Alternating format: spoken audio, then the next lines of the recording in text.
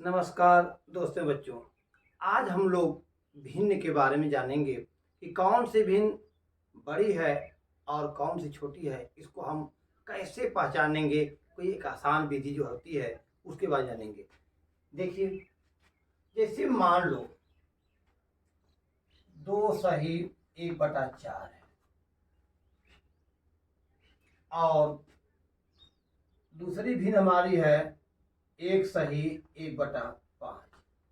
अब इन दोनों भिन्न में हमें पता करना है इसमें कौन सी भिन्न बड़ी है और कौन सी छोटी है। तो टॉपिक हम डाल सकते हैं, कर सकते हैं भिन्न की तुलना करना।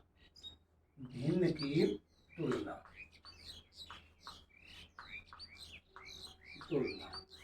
यानी कौन सी बड़ी और कौन सी छोटी, इसके बारे में हमें जानना है।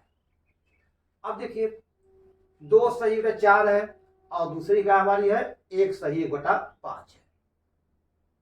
और दूसरी भिन्न लीजिए, मान लो 2/3 है, 2/3 है और दूसरी भिन्न हमारी है 1/5। अब यदि कोई आपसे पूछे कि बताइए, पहले इसको भी छोड़िए, पहले इसको समझिए कि इनमें से कौन सी भिन्न बड़ी है। इसका सबसे एक आसान सा तरीका होता है कि हम लोग क्या करेंगे, देखने में तो लग रहा है कि इसका 5 है तो इसका यही बड़ा हो, लेकिन नहीं, तुरंत हम तिर्यक गुणा कर दें इसको। अगर 2 अंक मिल रहा है हमें तो तुरंत गुणा कर देंगे। देखेंगे 5 दूनी 10 और 5 3 कितना हो गया 15। अब दूसरा देखिए यहाँ, अब इसका जो हमारे हर होते हैं 2/3 1/5, इसमें हर कितना है 3 है, इसमें हर कितना है 5 है। तो हम हर गुणा करके देख रहे हैं, 5 दूनी 10 हमने कर दिया और 5 3 15 कर दिया। अब इसका कर दीजिए, 3 एक कम 3 हो गया और 3 बचे 15 हो गया। अब देखिए, किसी भी भिन्न को बड़ा या छोटा तभी हम कर पाते हैं जब उसके हर बराबर हो। यदि हर बराबर है तो जिस भिन्न का अंश बड़ा होगा वही भिन्न बड़ी होगी। अब यहाँ देख रहे हैं कि इसका अंश या कितना है 10 है और दूसरी भिन्न का अंश कितना है 3 है। इन दोनों में बड़ा कौन दिख रहा है 10,000। इसका मतलब कि जो 10/15 किसका मान है 2/3 का मान है। तो हम कह सकते हैं कि जो हमारा 2/3 भिन्न है वह बड़ी है किससे 1/5 से। यह बड़ा का निशान है। जो एक चिन्ह बना हुआ है जिस तरह हम कर देते हैं, मुंह बांध कर खाने की तरीका दिखाता है, वो हमारा बड़ा का सूचक होता है। यदि मान लो कोई कहे 5 है, ये 4 है, इसमें बड़ा कौन है, जो बड़ा होगा उसके सामने हम इस तरह चिन्ह लगा देंगे। जो छोटा होगा, यदि इसमें कौन छोटा है तो हम तुरंत क्या करेंगे, तभी कर सकते हैं हम लोग। जो मुंह देख रहे हैं आप लोग, ये ऐसे ये संकेत जो दिख रहा है ये छोटे के लिए है और जिसे बाया हुआ है वो बड़े के लिए है। अब देखिए एक सवाल जैसे, अब इसको देखते हैं हम लोग। 4 दूनी 8 पहले हम ऐसे सवालों क्या करते हैं, सबसे पहले तोड़ते हैं इसको। 4 दूनी 8 1 9, 9/हमारा कितना हो गया 4 हो गया। ये कितना है 5 1 कम 5 1 6, 6/5 हो गया। यह हमारी सवाल हो गई। अब इसमें देखिए, यदि इसके हर बराबर होते तो जो अंश बड़ा होता तुरंत हम निर्णय कर लेते, लेकिन नहीं। अब इसका हर देखो बराबर नहीं है, इसका हर कितना है 4 है, इसमें हर कितना है 5 है। ये बराबर है, बराबर नहीं है। सबसे पहले किसी भिन्न को बड़ा या छोटा करने के लिए हमें हर को बराबर करना पड़ता है। इसके लिए हमारे पास 2 विधियां हैं। एक तो हम लोग उत्तम विधि को हर बराबर कर लें, या तिर्यक गुणा करके भी हम बराबर कर सकते हैं। जैसे मान लीजिए हम हर का केवल हर का गुणा कर दें। 5 गुणा हमने किसमें कर दिया 9 में कर दिया, 5 9 45 हमारा हो गया। और इसी 5 का गुणा 4 में कर दीजिए, 5 चौक का 20 हो गया।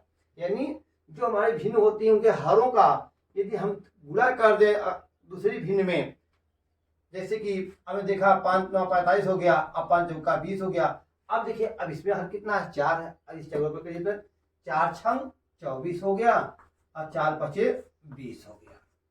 इन दोनों में बड़ा कौन है देख लीजिए, हर तो हमारे बराबर हो गए, ये भी 20 है 20।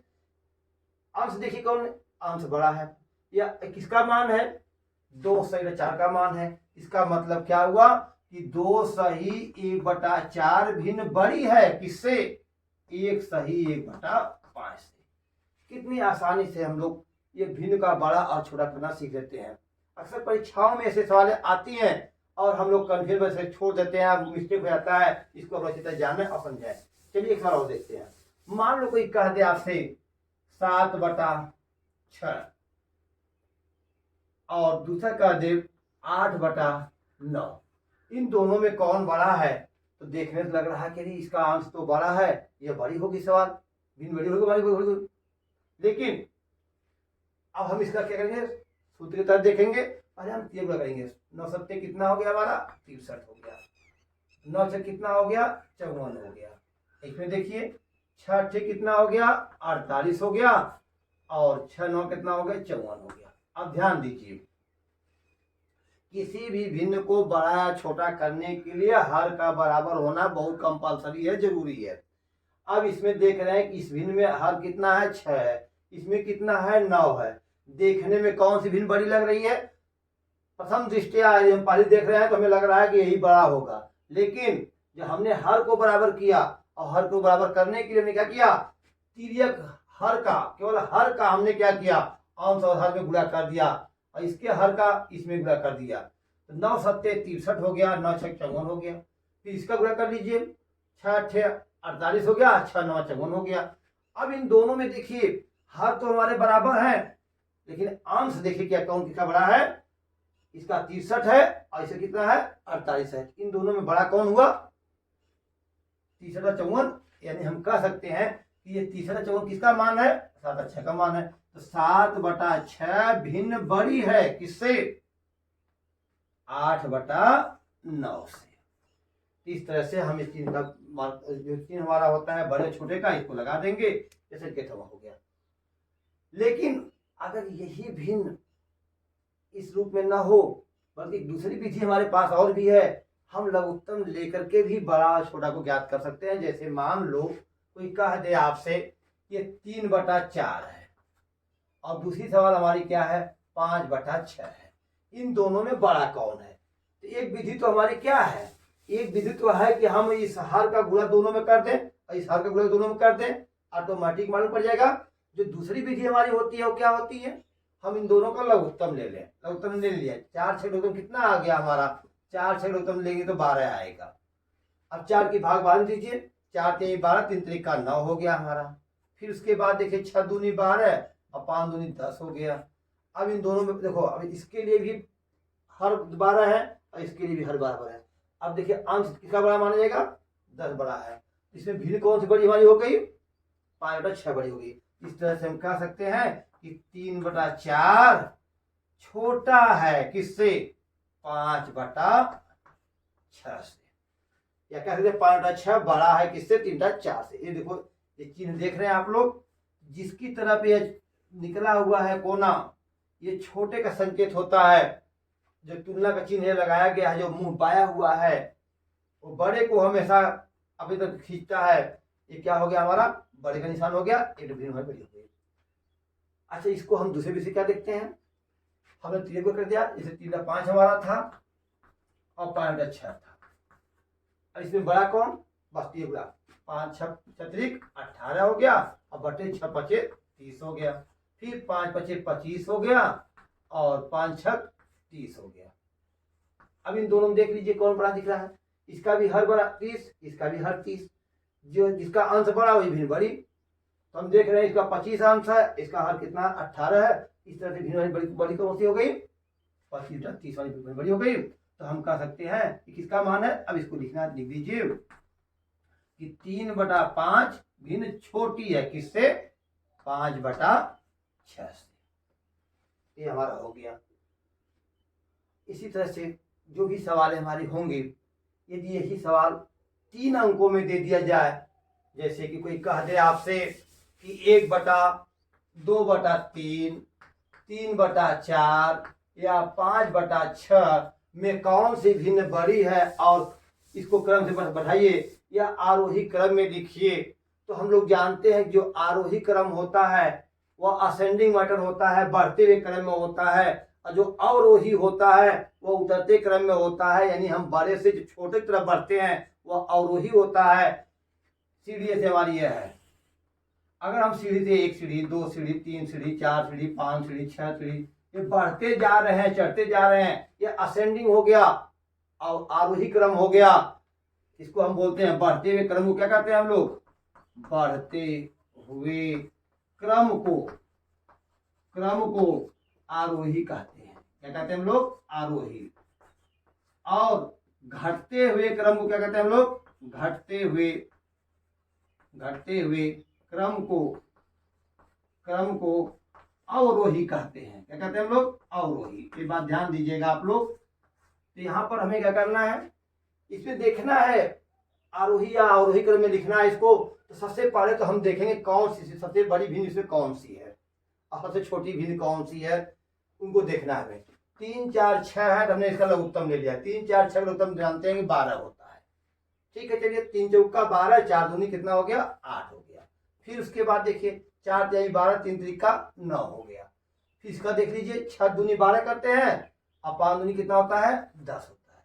अब इसमें देख लीजिए ऑलरेडी पहले से लिखा गया, दिख रहा अपना 8 9 10, यानी यह आरोही क्रम में लिखा हुआ है। 2/3 छोटा है किससे, 3/4 से।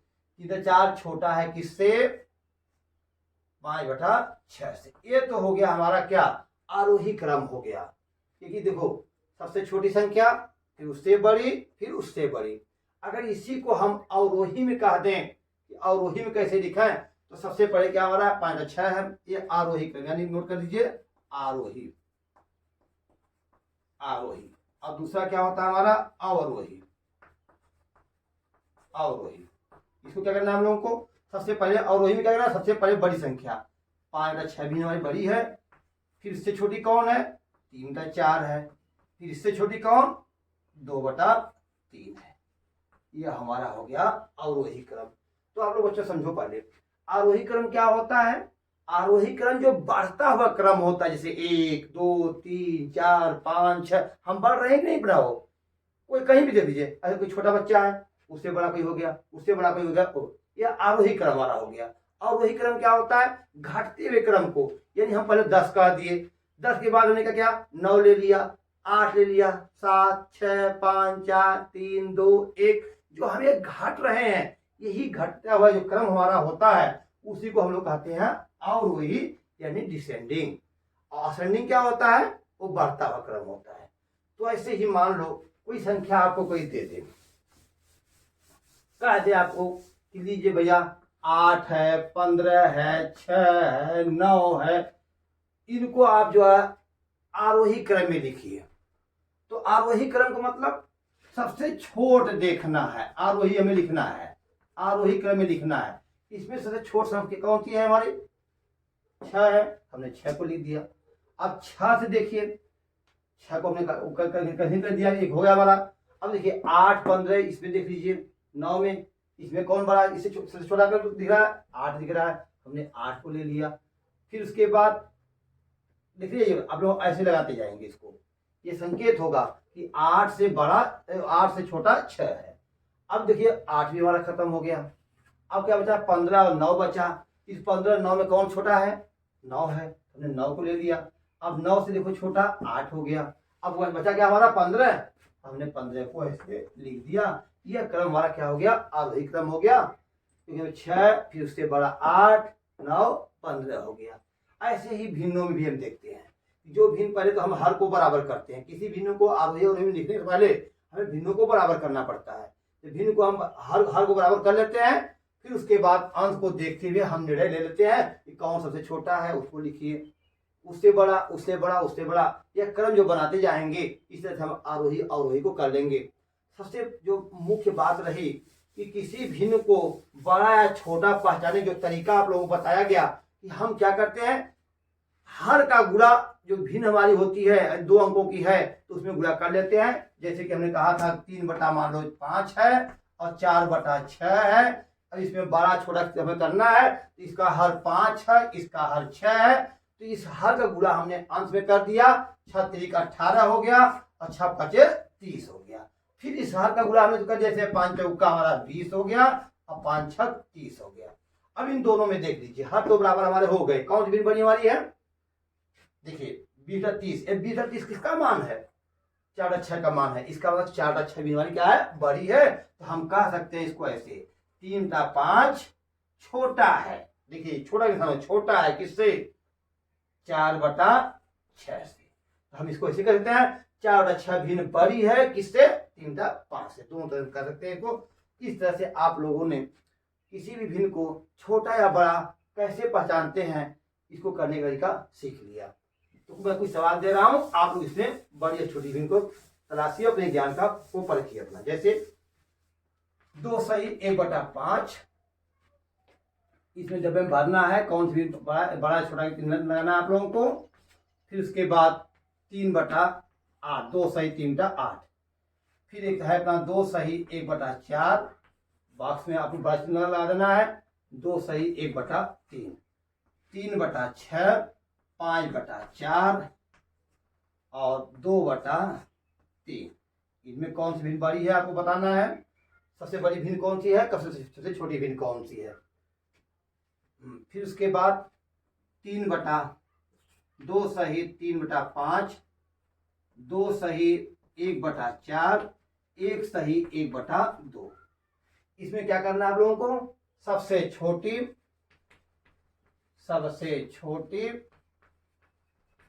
तथा सबसे बड़ी भिन्न को ज्ञात करो। सबसे बड़ी भिन्न बताओ,